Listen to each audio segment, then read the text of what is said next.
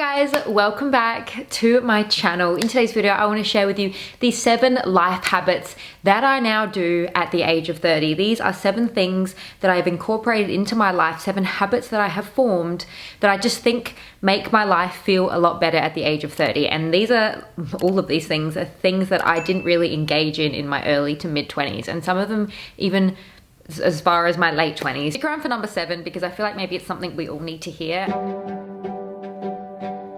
Number 1, I did an entire video about this, so if you haven't seen it, I'm gonna have it linked up above, but I now track my finances to a T. I have an Excel spreadsheet, and I'm gonna have it linked down below if you're interested in it, but this Excel spreadsheet I fill out every Sunday. To me, it's the best way to end a week and the best way to start my Monday, because I get to have a really good look at my week and a really good look at my finances and what I chose to spend my money on. And I feel a lot more in control and a lot more aware of what's going on when I track my finances like this. To see my money in this way laid out like this, I find it so rewarding, and it allows me to see where I can save more, where I can spend more, and just to be able to get a really good picture of my year so far in this Excel spreadsheet. It has been game changing. So this is something that I highly recommend. And I always used to think that tracking my finances just seemed like such a big effort and such a big thing, but truly doing it once a week like this on a Sunday, it literally takes me like 10 to 15 minutes to fill out my budget planner.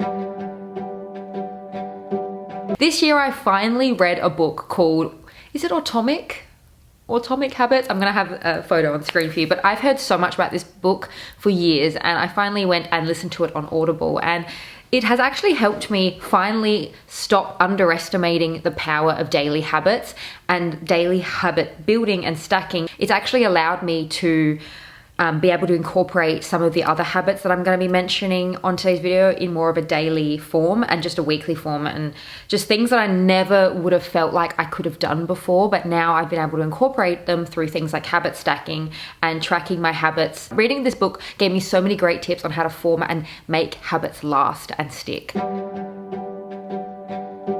Number 3, I started listening to my body, understanding my body, and actually understanding and having respect for my cycle, honoring my cycle, my menstrual cycle. I now have just switched my whole idea of time and what time means to me. And I think in the society we live in, we have a very straightforward 24-hour clock, and that's kind of our idea of time, when in actual fact, the 24-hour time, the 24-hour clock is very much based on a male's hormone cycle, and women have 2 clocks that they need to keep in mind, and that's their 24-hour clock and their 28-day clock.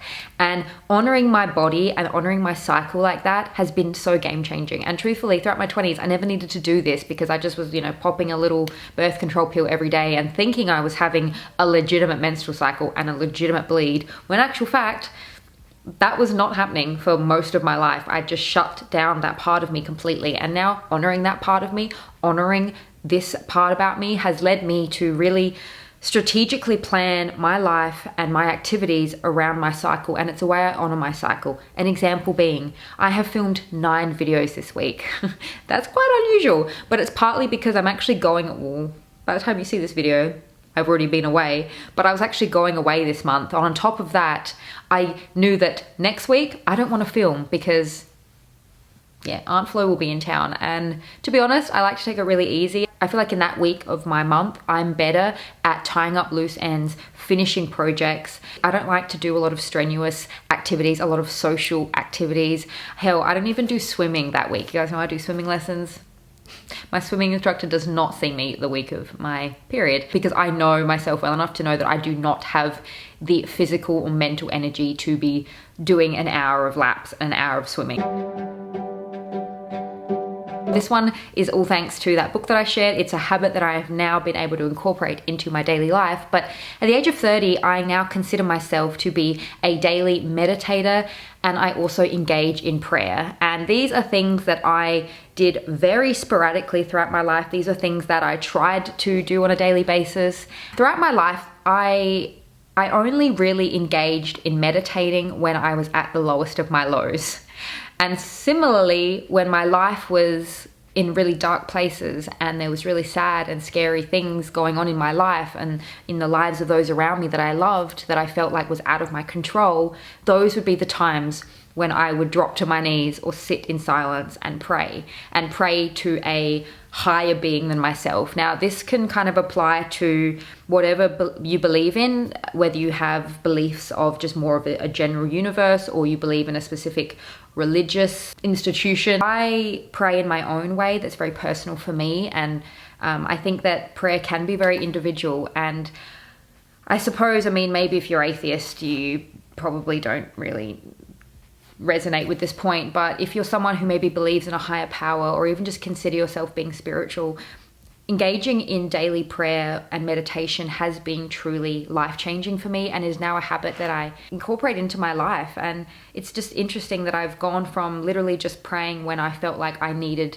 help to now I just pray just because I'm grateful. I reflect on all the things that I'm grateful and thankful for. Maybe it's just a part of growing up. You realize that, I mean, maybe not everyone goes through this, but the older you get, life throws more curveballs at you and you experience harder times. Not always, but you know, people get older, people change, things happen. Prayer and meditating has really gotten me through the hardest times, but also made me really appreciate and be able to be thankful for the good and the great times. So yeah.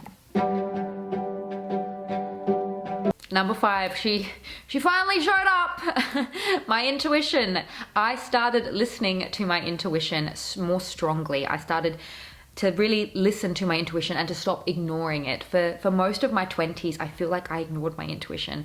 I try my hardest to no longer ignore my intuition, and I give her and it the space and the floor that it deserves, and I listen into it and I tap into it and I do not second guess or question it. And being able to do that has just made life so much easier, because I know deep down what I want to do and what I don't want to do, and I know very well now the difference between my intuition talking and my anxiety and fear talking, and I no longer entertain that. I no longer entertain that, oh, but like, do I really want that, or do I really want to do that, or is that really the right thing to do, but I feel like I should do that. I no longer entertain that.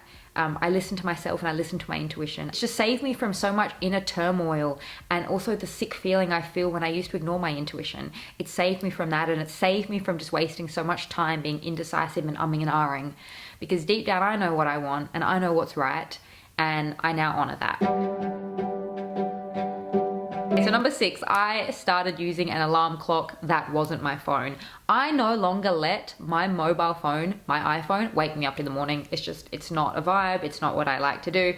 I like to kind of take it back to the old school days of before we had mobile phones. As someone who just pretty much used her iPhone most of her 20s because it was just so much easier, I love not having my phone anywhere near my bed anymore, and I love I don't love being woken up by an alarm clock, who does? But I prefer being woken up by my alarm than my alarm on my iPhone. Number 7.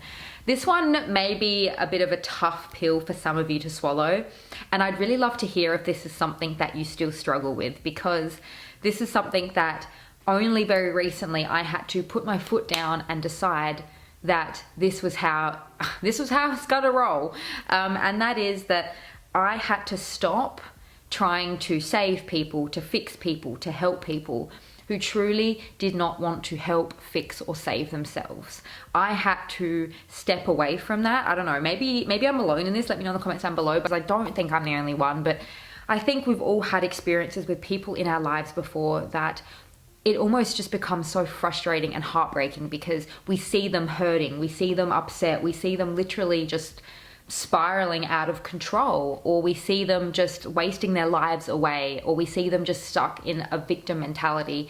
And from the outside looking over there, we know exactly what that person needs to do to get on track and to get their life back on track and to see positive changes in their lives. What I really had to learn, and it was a really hard lesson to learn, you cannot help or fix or save anyone that doesn't want to help, fix, or save themselves. You are wasting your time. It is a fruitless endeavor, and you will not see the results you want. You are just literally wasting your physical and your emotional energy, and it will literally drain you. It's just a complete waste of time, because they're not going to listen to you. It's like leading a horse to water. What's the saying? You can lead a horse to water, but you can't make it drink. Having to actually realize that you sometimes have to really kind of distance yourself from certain people and certain situations, because these people will drive you and drain you. They'll either drive you insane or they'll completely drain you and deplete you. It's a sad thing, but you have to distance yourself from interactions that really drain you with those particular individuals, because,